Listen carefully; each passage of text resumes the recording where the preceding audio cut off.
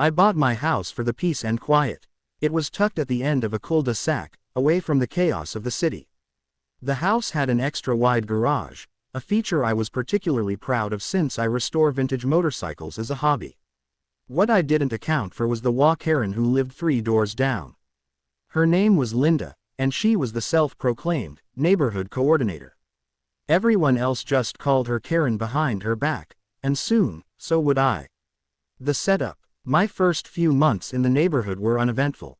I minded my business, paid my dues, and waved politely when walking my dog, Max. But I noticed Linda's eyes following me like a hawk every time I did something. Painting my fence, she'd remind me to check the HOA color palette. Replacing my mailbox, she'd send me a printout of the approved design guide. It was annoying, but I tried to be civil.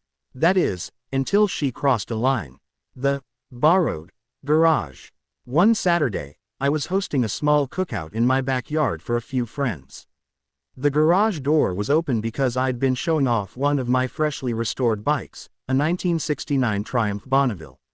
Around sunset, we heard the rumble of an SUV pulling into my driveway.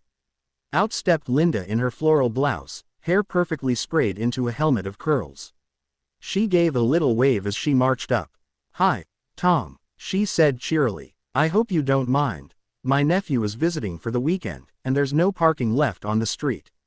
Could he park in your garage tonight?" Before I could even respond, she turned and shouted to someone in the SUV, "It's fine, just pull in." The silver Honda rolled right into my garage. I blinked in disbelief. Linda, I don't think." "Oh, don't be silly," she interrupted. "It's just one night. You have so much space, and we're neighbors. We help each other out in this community." My friends exchanged looks. One of them whispered, "Did she seriously just?" I took a deep breath. "Linda, I have tools and personal equipment in there." "It's not really." She waved a dismissive hand. "You'll be fine. I'll tell him not to touch anything. Thanks so much, dear." And with that, she strutted off as if she had done me a favor. That night, I barely slept. The sheer audacity of her move gnawed at me. But I decided to let it slide once. Maybe she'd realize it was rude and not do it again. Spoiler. She did it again. And again. The repeat offense. Over the next month, I found her nephew's car, her husband's truck, and once even her own SUV parked in my garage without warning. Sometimes, I'd come home from work to find my garage door closed and someone else's car inside. When I confronted her, she always had an excuse. "You weren't using it anyway. It's temporary, don't be such a stickler. We're all neighbors here, you need to show community spirit." Community spirit, my foot. Then one Friday morning, I went out to grab my toolbox before heading to work, and found my workbench knocked over, a box of motorcycle parts missing, and a dent in my Triumph's tank. I was furious. I marched to her door and knocked hard. Linda opened it, pretending to look surprised. "Oh, Tom, everything okay? You know exactly what this is about," I said through gritted teeth. "Your nephew messed with my stuff. My bike's damaged." She rolled her eyes. "Boys will be boys. I'm sure it's not that bad. It's a $900 dent." I snapped. "Tell him to move the car and stay out of my garage." She crossed her arms, her tone turning icy. "If you weren't so territorial, maybe we could have avoided all this. You're part of a homeowners association now, Tom. Shared community values, shared resources." I stared at her. "My garage is not a shared resource." She smirked. "Well, we'll see what the law says." The HOA hearing. A week later, I received a letter from the HOA board, apparently at Linda's request, claiming I was creating conflict by refusing reasonable accommodation for parking shortages. I laughed out loud. She was trying to use the HOA to steal my garage. I attended the next HOA meeting, ready to defend myself. The board president, a mild man named Jerry, looked uncomfortable as Linda launched into her complaint. "Tom's garage has extra space that could help the community," she said sweetly. "I've only asked to use it occasionally, but he's been extremely rude and confrontational." When it was my turn, I kept calm. "I have surveillance footage," I said, setting my phone on the table. "It shows her and her family entering my garage multiple times without permission. My property was damaged. This isn't about sharing. it's about trespassing. The room went quiet. Jerry cleared his throat. Well, that does sound serious. Linda's face flushed red. This is harassment, she barked. He's exaggerating. But the footage didn't lie.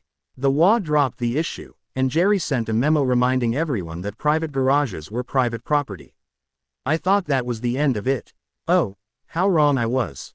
The final straw. About 2 months later, I left early one morning for a work trip, only to realize halfway down the interstate that I'd forgotten my laptop charger. I turned back to grab it. When I pulled into my driveway, I saw, you guessed it, Linda's SUV parked inside my garage again.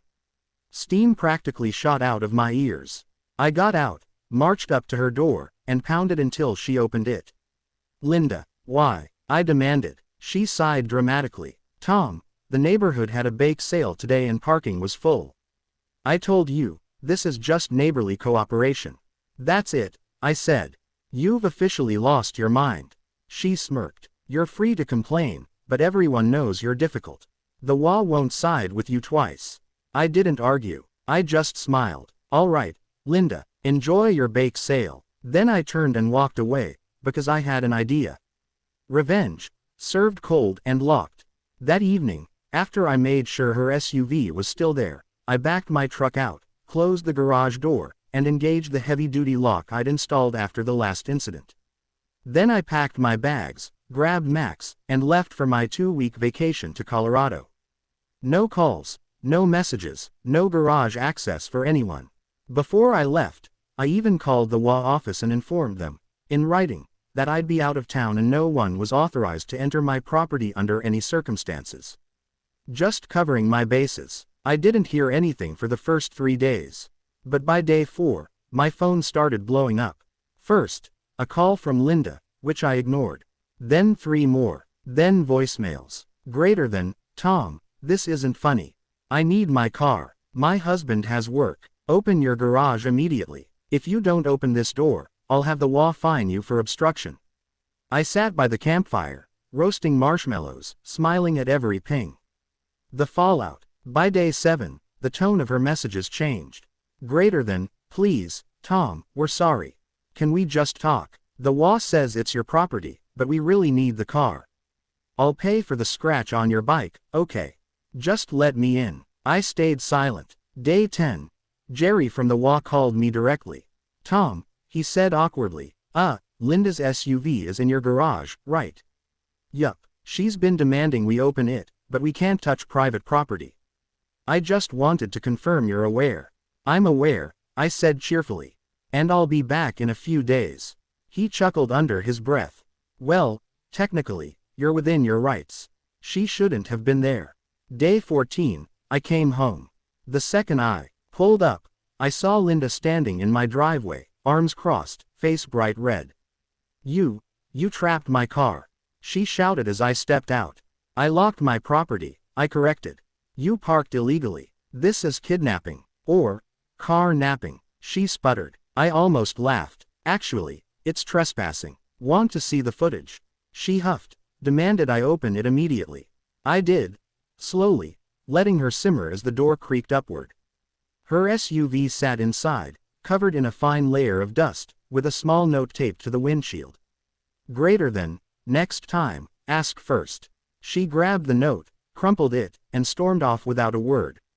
But that wasn't the end, because I wasn't done yet. The consequences. A week later, I filed a small claims case for property damage and unauthorized use of private space. I attached the old footage, repair receipts, and the HOA memo proving my ownership rights.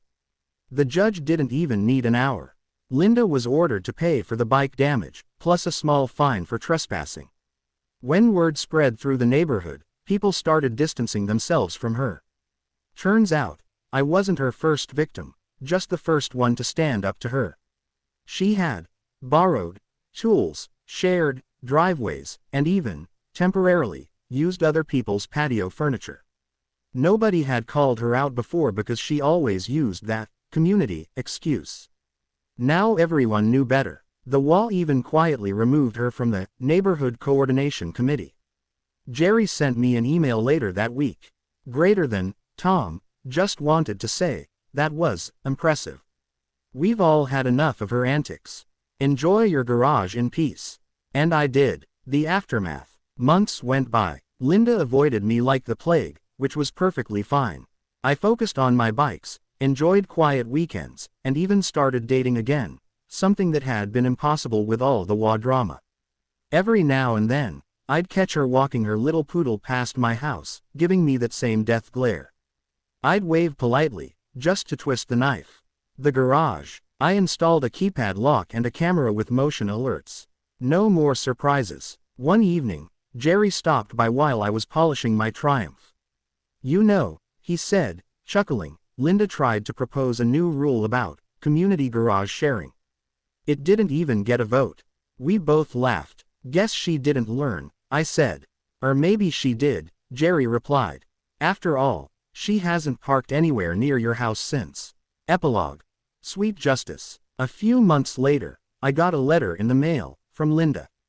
I almost didn't open it, but curiosity got the better of me. It read, "Greater than, Dear Tom. I want to apologize for how things escalated last year. I overstepped, and I understand now that I was wrong. I've been trying to do better. Thank you for setting boundaries, even if it was dramatic. Sincerely, Linda." I didn't reply. I didn't need to. Sometimes, the best revenge isn't anger or shouting, it's just letting people live with the consequences of their own entitlement. As I rolled my Triumph out for a weekend ride, I smiled, remembering the look on her face when that garage door lifted. Maybe next time she'd think twice before parking where she didn't belong.